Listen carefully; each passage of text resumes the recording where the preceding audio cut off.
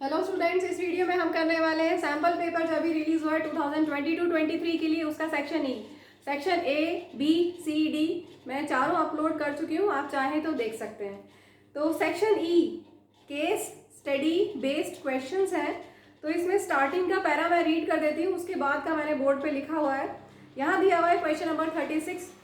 Section E में 3 question है, 36, 37, 38 और 4 मार्क्स ईच क्वेश्चन है। ये 4 मार्क्स ईच है, चेक कर लें एक बार। Case study questions, yes 4 marks each. तो यहाँ दिया हुआ है 36 क्वेश्चन में, a tiling or tessellation of a flat surface is the covering of a plane using one or more geometric shapes called tiles with no overlaps and no gaps. Historically, tessellations were used in ancient Rome and Islamic art. You may find tessellation patterns on floors, walls, paintings, etc. Shown below is a tiled floor in the archaeological museum made using squares, triangles and hexagons. ऐसा figure given है आपको starting में, ठीक। A craftsman thought of making a floor pattern after being inspired by the above design. To ensure accuracy in his work, he made the pattern on the Cartesian plane. He used regular octagons, squares and triangles for his floor tessellation pattern. तो ये आपको दिया हुआ है figure, ठीक है, जो मैंने यहाँ पर ड्रॉ कर दिया है। Use the above figure to answer the questions that follow. तो सबसे पहले हमें यहाँ पर कोऑर्डिनेट्स लिखने पड़ेंगे, क्योंकि कोऑर्डिनेट से ही हम आंसर्स कर पाएंगे। सारे कोऑर्डिनेट्स नहीं, जो जो पूछे गए हैं। First part, what is the length of line segment joining B and F. तो बी और एफ, ठीक है, बी और एफ के कोऑर्डिनेट्स पहले लिख लेते हैं। बी का कोऑर्डिनेट होगा 1, एक्स एक्सिस पे है और वाई एक्सिस पे 2। तो बी के कोऑर्डिनेट्स हो गए 1 and 2 और एफ के कोऑर्डिनेट्स हो गए -2 and 9। F is -2 and 9। मैं फिगर में से भी चेक कर लूँ, क्योंकि मैंने ड्रॉ किया है अपने हाथ से, तो कभी कभी एरर भी हो सकती है। नहीं, ठीक है, -2 and 9। बी के कोऑर्डिनेट्स है 1, 2 एंड एफ के कोऑर्डिनेट्स है -2, 9। और आपको फर्स्ट पार्ट में पूछा है what is the length of line segment joining this and this. इनको अगर ज्वाइन करेंगे तो इसकी लेंथ क्या होगी, तो हम डिस्टेंस फॉर्मूला से निकालेंगे। बी एफ हमारे पास कोऑर्डिनेट्स है और length of line segment, length कितना हो जाएगा, या डी लिख सकते हैं, √x2 - x1 whole square plus y2 - y1 whole square. ठीक है, वैल्यूज पुट करते हैं। x2 - x1 whole square plus y2 - y1 whole square का स्क्वायर रूट। ठीक है, -2 - 1 इज -3, -3 का स्क्वायर इज 9 प्लस 9 - 2 इज 7, 7 का स्क्वायर इज 49। इन दोनों को प्लस करेंगे तो आपको मिलेगा √58। तो ये हमारा फर्स्ट पार्ट का आंसर हो गया। इतना यूनिट्स, √58 यूनिट्स आ गया length of the line segment. ठीक है, नेक्स्ट पार्ट करते हैं अब हम। सेकेंड पार्ट पे दिया है the centre Z of the figure will be the point of intersection of diagonals of quadrilateral WXOP। तो WXOP इनको हम पहले ज्वाइन कर लेते हैं।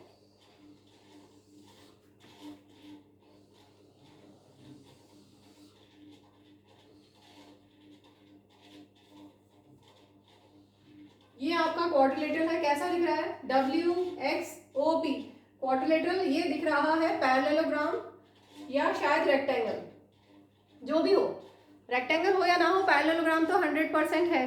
ठीक है, क्योंकि अपोजिट साइड्स बिल्कुल क्लियरली सिमेट्रिक है, फिगर सिमेट्रिक फिगर दिख रहा है, तो अपोजिट साइड्स इक्वल दिख रही हैं यहाँ पर क्लियरली, अपोजिट साइड्स इक्वल है, तो ये पैरेललोग्राम हो गया।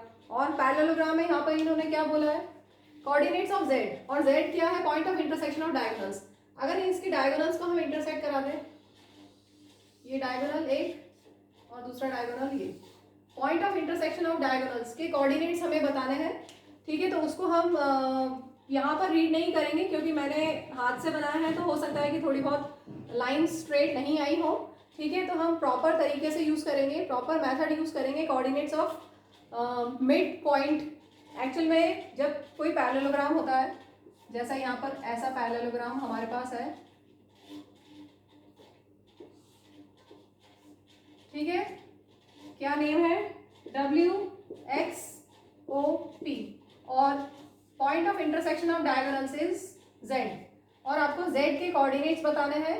तो क्योंकि ये पैरेललोग्राम है, since WXOP is a parallelogram, so Z के कोऑर्डिनेट्स क्या होंगे, मिड पॉइंट ऑफ OW या मिड पॉइंट ऑफ PX। ठीक है, point of intersection of diagonals mid point होता है, क्योंकि पैरेललोग्राम में पता है diagonals bisect each other. Parallelogram की प्रॉपर्टी होती है ना, diagonals bisect each other. So mid point Z will be mid point of, कोई भी एक ले लें, WO ले लें, WO ले सकते हो या PX भी ले सकते हो। तो अब मिड पॉइंट ऑफ WO, अब W के कोऑर्डिनेट्स हम लिख ले पहले। W के कोऑर्डिनेट्स क्या है, -6 and 2, -6 and 2। W के कोऑर्डिनेट्स है -6 and 2, मैं इस साइड लिख देती हूँ, -6 2।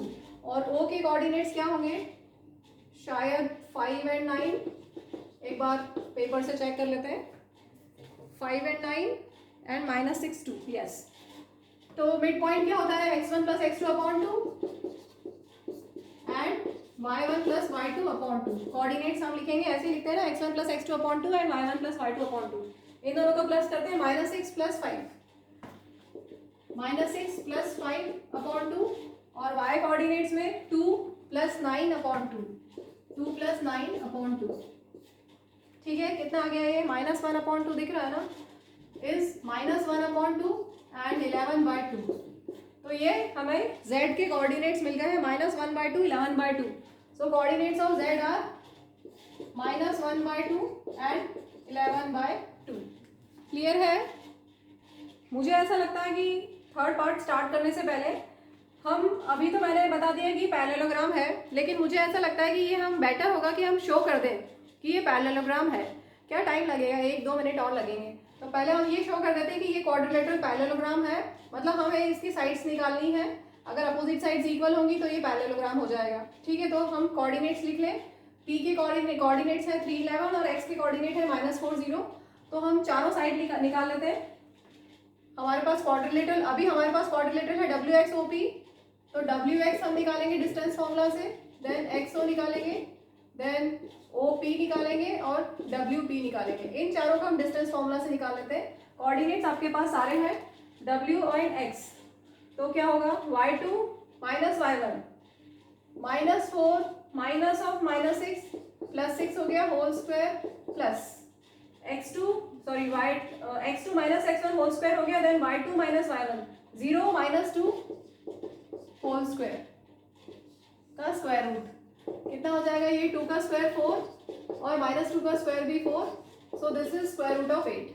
नेक्स्ट XO में हम डिस्टेंस फॉर्मूला यूज करेंगे, x2 - x1 whole square, 5 -4 whole square, तो 5 + 4 लिख दें, 5 + 4 whole square, plus y2 - y1 9 - 0 whole square. Distance formula से that is equal to 5 + 4 is 9, 9 का स्क्वायर 81, देन 9 - 0 इज 9, 9 का स्क्वायर 81। ठीक है, तो ये हो गया 162 का स्क्वायर रूट। नेक्स्ट OP के लिए x2 - x1 whole square, 3 - 5 whole square, plus 11 - 9 whole square का स्क्वायर रूट। 3 - 5 इज -2, -2 का स्क्वायर 4, 11 - 9 is 2, 2 का square 4, that is square root of 8। Then WP, तो x2 - x1 whole square, 3 - -6 means 3 + 6 whole square, plus 11 - 2 whole square का square root. 3 + 6 is 9, 9 का square 81, 11 - 2 is 9, 9 का square is 81, plus करेंगे 162। तो यहाँ पे आपको क्लियरली दिख रहा है opposite sides are equal. Since opposite sides are equal, so WXOP is a parallelogram. और क्योंकि ये पैरेललोग्राम है और पैरेललोग्राम में डायगोनल्स बाइसेक्ट ईच अदर, तो मिड पॉइंट जो WO का होगा वही PX का मिड पॉइंट होगा, या आप कह सकते हो कि डायगोनल्स बाइसेक्ट कर रहे हैं each other at point Z। तो Z के कोऑर्डिनेट्स क्या होंगे, क्योंकि WO z मिड पॉइंट है डब्ल्यू का, तो हमने डायरेक्ट इसको मिड पॉइंट का फॉर्मूला यूज करके सॉल्व कर दिया. Clear. Moving to third part. What are the coordinates of the point on the y axis. तो पॉइंट ऑन y एक्सिस लेना है तो क्या लेंगे, 0y.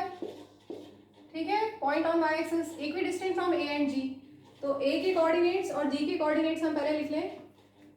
एक कोई पॉइंट है जो a और g से इक्वी डिस्टेंट, इक्वल डिस्टेंस पे है. पॉइंट है 0y which is equi distant from a and g.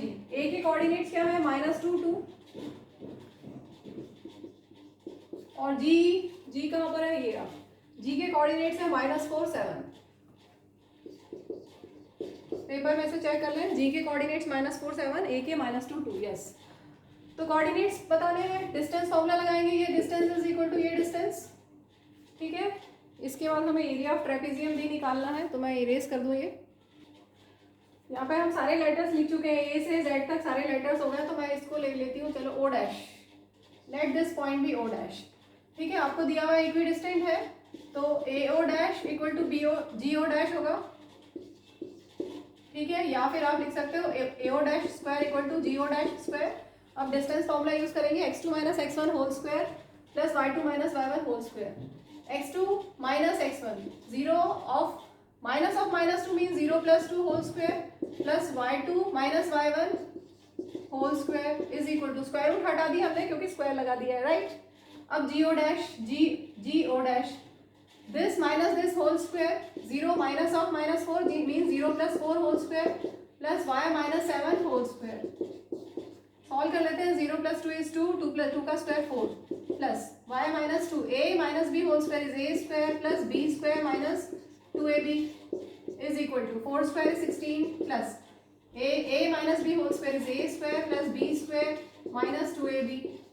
ठीक है. 7 का square 49, then minus 2 into y into 7, तो माइनस 14y. ठीक है. क्लियर हो गया. अब देखिए y square plus y square दोनों साइड में है cancel. 4 plus 4 8 minus 4y is equal to 16 plus 49 कर ले हम. 16 प्लस 49 65 माइनस 14y. ठीक. अब या इनको उधर ले जाएंगे, इनको उधर ले आते हैं. 8 minus 4y minus 65 plus 14y is equal to 0. 8 minus 65 कर देते हैं, तो माइनस आएगा 57 और minus 4y plus 14y 10y हो गया. ठीक है. सो 10y इक्वल टू 57 या y इक्वल टू 57 अपॉन 10, और you can write y equal to 5.7. तो रिक्वायर्ड कोऑर्डिनेट्स क्या आ गए, 0 माइनस 0 एंड 5.7. ठीक है. ये पॉइंट था 0 एंड 5.7, मतलब 0 और 5.7 यहाँ कहीं पर आएगा. ठीक है. a और g से ये इक्वल डिस्टेंस पे है. ये जो भी पॉइंट है वो इक्वल डिस्टेंस पे. ठीक है. This is equal to this A O dash, ये हमने ओ डैश ले लिया था. A O dash equal to G O dash. ये point 0 minus 5.7 is equidistant from A as well as G, means this distance is equal to this distance. Clear? Moving to last part. What is the area of trapezium AFGH? AFGH का हमें area बताना है, तो मैंने इसके coordinates लिख दिए हैं. A के कोऑर्डिनेट है 2 2, देन F के कोऑर्डिनेट्स है -2 पे 9 दिस वन, देन G के कोऑर्डिनेट्स है -4 पे 7 एंड H है -4 पे 4. ठीक है. और हमें ये ट्रेपेजियम जो भी बन रहा है, एक बार देख लें कौन सा ट्रेपेजियम बन रहा है. AF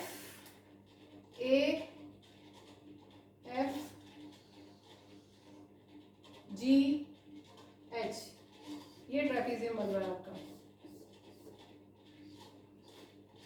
ठीक है. एरिया ऑफ ट्रेपेजियम क्या होता है, half into sum of parallel sides into perpendicular distance between them. वही आपको निकालना है. Area of trapezium AFGH will be equal to half into sum of parallel sides into perpendicular distance between them.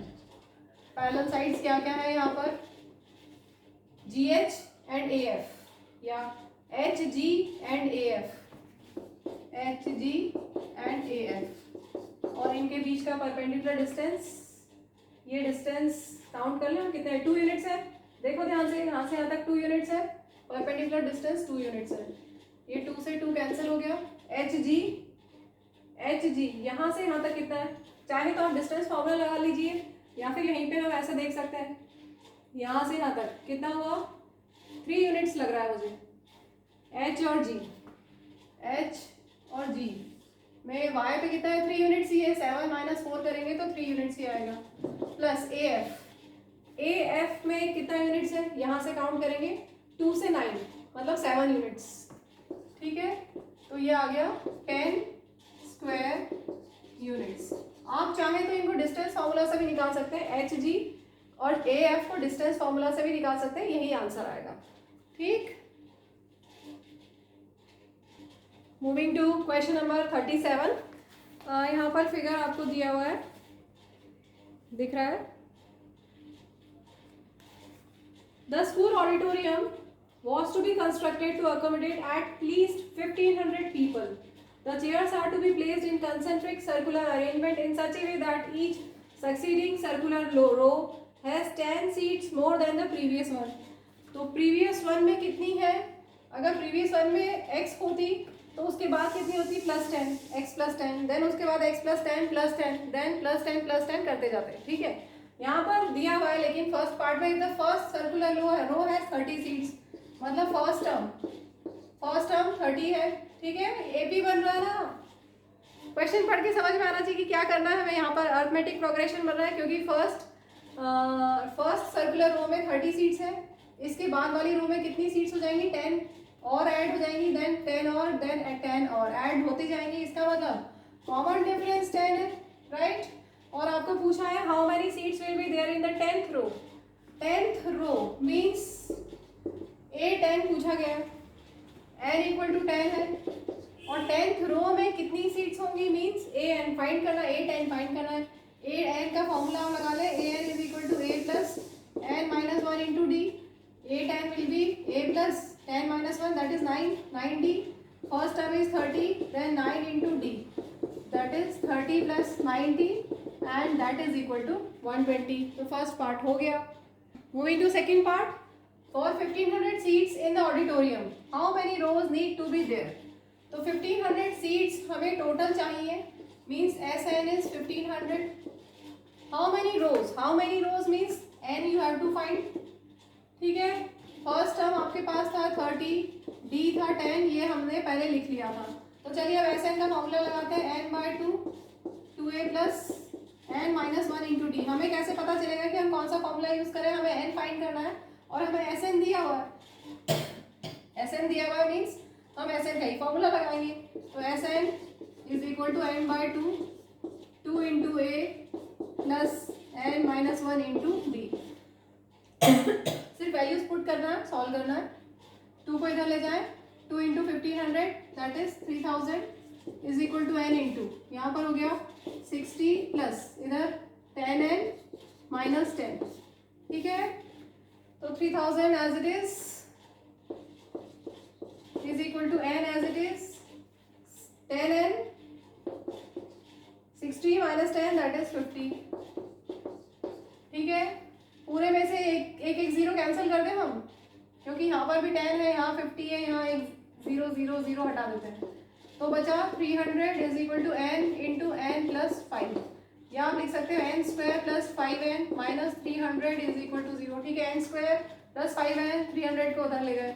अब आपको middle term split कर देनी है, ऐसे दो नंबर्स ढूंढने जिनको ऐड करने से यू गेट +5 एंड मल्टीप्लाई करने से -300। तो 300 का प्राइम फैक्टराइजेशन कीजिएगा, 2 2 5 5 एंड 3, इससे कॉम्बिनेशन बनाते हैं हम। 5 5 25, 2 2 4, 3 12, 2 2 4, 4 5 20, 20 एंड 15 बन रहा है।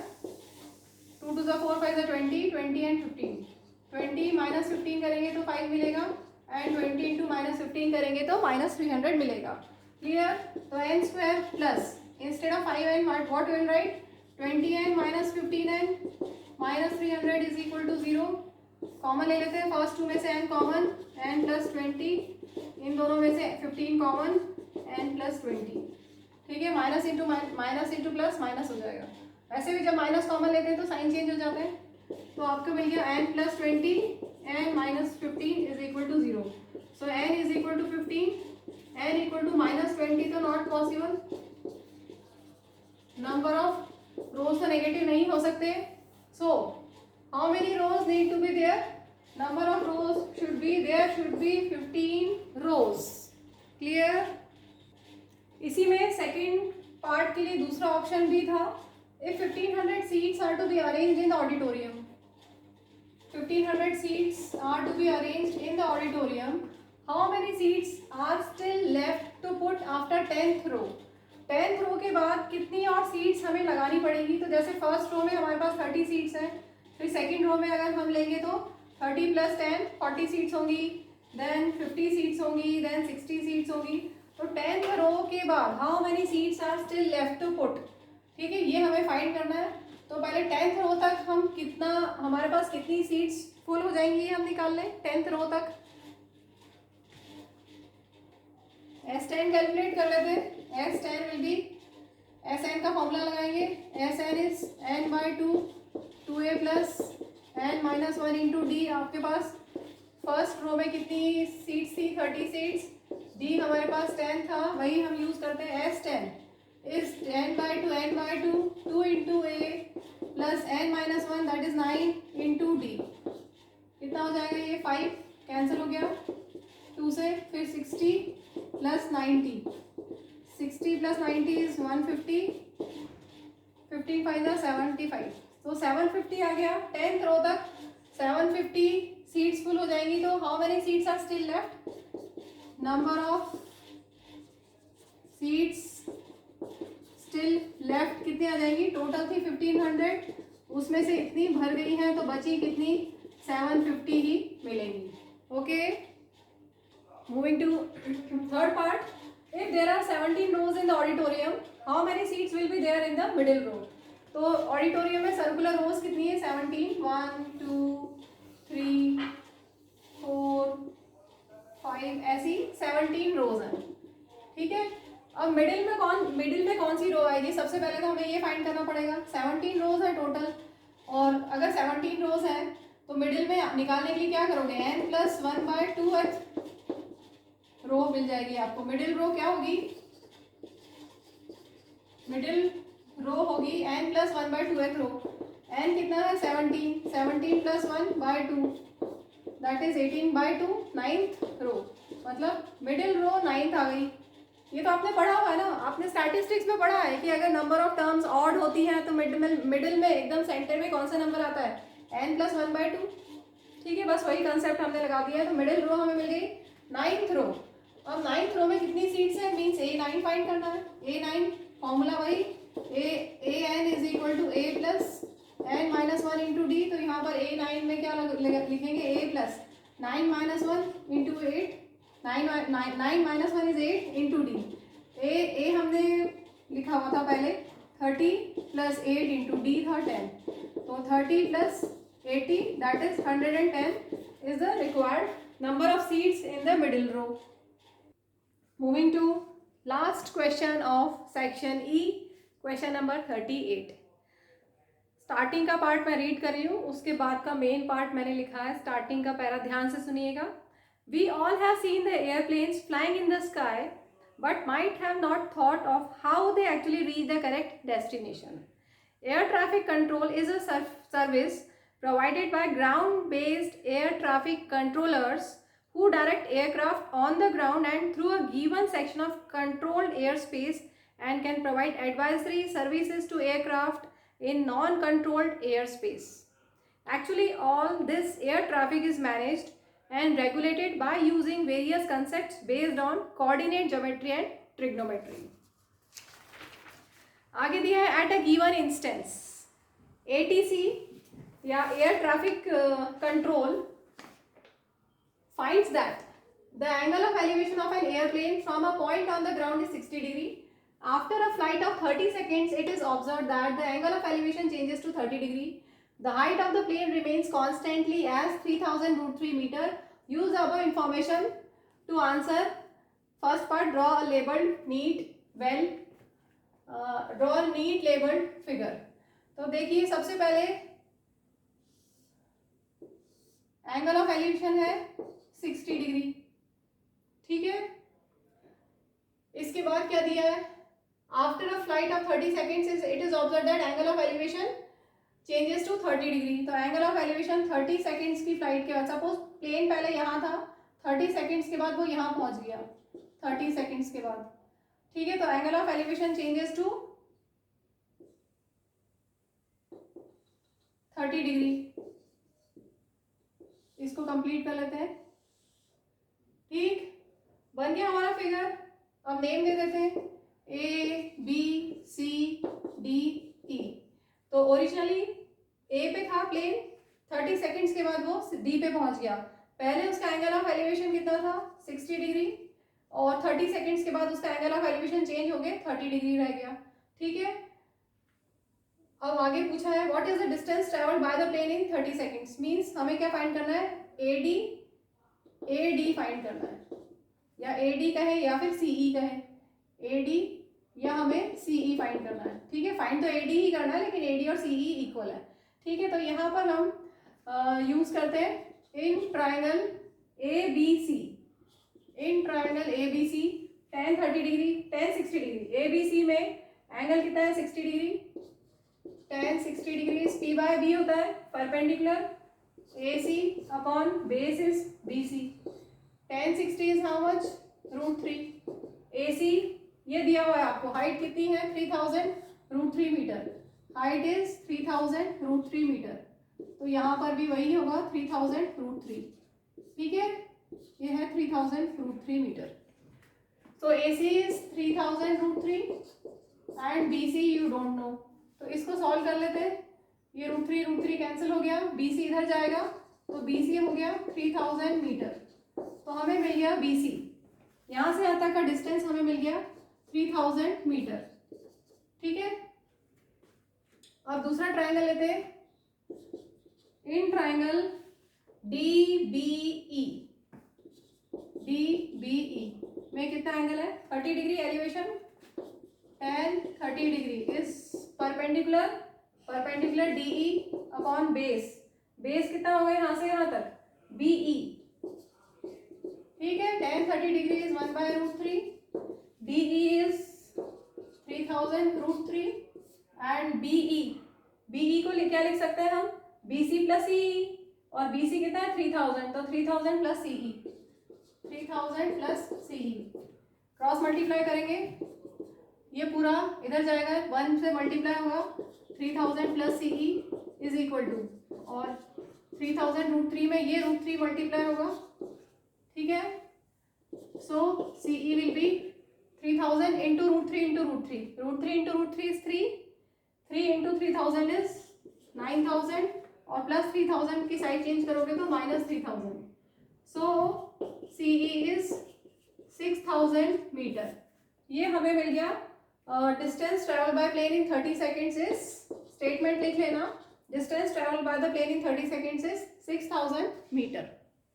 मूविंग टू नेक्स्ट पार्ट, इसी में और सेकेंड के लिए और ऑप्शन है, keeping the height constant during the above flight it was observe that after 15√3 - 1 seconds the angle of elevation change to 45 degree, ठीक है। तो हाइट वही रखी है, और 60 डिग्री के बाद, 60 डिग्री एंगल ऑफ एलिवेशन के बाद एंगल ऑफ एलिवेशन 45 डिग्री हो गया, ये 45 डिग्री हो गया, कितने टाइम में, आफ्टर यहाँ से यहाँ तक का टाइम दिया हुआ है 15√3 - 1 सेकेंड, ठीक है। The angle of elevation change to 45 degree. How much is the distance travelled, इस ड्यूरेशन में कितना डिस्टेंस ट्रेवल हुआ। तो मैंने फिगर फिर से बना दिया है, क्योंकि यहाँ पे बहुत हॉच पॉच हो गया, 60-30 भी है। तो अभी हम वापस से लेते हैं ABC ट्रायंगल, जहाँ पर 60 डिग्री एंगल ऑफ एलिवेशन था स्टार्टिंग में, और फिर उसके बाद आफ्टर कितना 15√3 - 1 सेकेंड्स के बाद angle of elevation change to 45 degree, ठीक है। तो ABC ट्रायंगल तो वही है, यहाँ पर मैंने D' और E' ले लिया है ताकि हम डिफ्रेंशिएट कर दें। तो अब हम उस फिगर पे फोकस करेंगे, और हमें कैलकुलेट करना है distance travelled during that duration. जैसा हमने अभी पहले 30 डिग्री से लिया था, सेम वैसे ही अब हमें 45 डिग्री से बताना है कि कितना डिस्टेंस होगा कवर। तो ट्राइंगल वैसे ही ABC ट्राइंगल ले लें। इन ट्राइंगल ABC ट्राइंगल में 60 डिग्री एंगल बन रहा है, तो tan 60 degree is perpendicular upon base. ठीक है, tan 60 होता है √3, परपेंडिकुलर था 3000 √3 और बेस BC। तो यहाँ से हमें बेस BC मिल गया, ये कैंसिल हो गया, BC इधर जाएगा 3000 मीटर। ठीक है, तो वही था जो पहले भी हमारा आ चुका है। अब हम दूसरा ट्राइंगल लेते हैं जहाँ पर 45 डिग्री होगा, D', BE'। In triangle D', BE', यहाँ पर हम यूज करेंगे tan 45 degree perpendicular D', E' upon base यहाँ पर कितना होगा BE'। ठीक है, tan 45 डिग्री इस ट्राइंगल में बन रहा है, is perpendicular upon base. tan 45 is 1, D', E' is 3000 √3 and BE' को हम क्या लिख सकते हैं BC प्लस CE'। ठीक है, अब क्रॉस मल्टीप्लाई कर दो, ये पूरा टर्म इधर गया, BC plus CE' is equal to 3000 √3। इसमें से BC हम निकाल चुके हैं 3000 plus CE' is equal to 3000 √3। So CE' will be 3000 √3 minus 3000 common ले लेंगे, कितना आ जाएगा √3 minus 1। So required distance is CE, that is 3000 √3 minus 1 metre. ठीक है, moving to last part, third part, what is the speed of plane in kilometre per hour. तो speed of plane हम starting के पार्ट से भी निकाल सकते हैं, स्टार्टिंग का जो डेटा था 30 सेकेंड्स वाला उससे भी निकाल सकते हैं। अभी मैंने ये फिगर बनाया तो मैं इससे निकाल लेती हूँ, स्पीड तो वही आएगी। Speed equal to distance upon time, speed equal to distance upon time.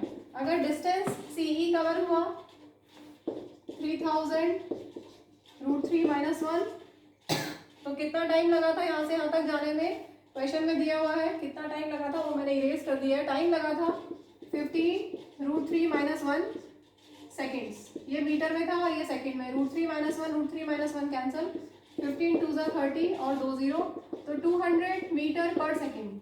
अब यहाँ पर बोला किलोमीटर पर आवर में देना है, जब भी मीटर पर सेकेंड को किलोमीटर पर आवर में कन्वर्ट करना हो तो 18/5 से मल्टीप्लाई कर देते हैं। ठीक है, 5 4 20 एंड एक 0, 18 4 72, 18 4 72, एक 0, 720 kilometre per hour is the required speed of the plane. ठीक है, वीडियो को यहीं पे एंड करते हैं, हमारा सेक्शन ही कंप्लीट हो गया। Thank you, bye.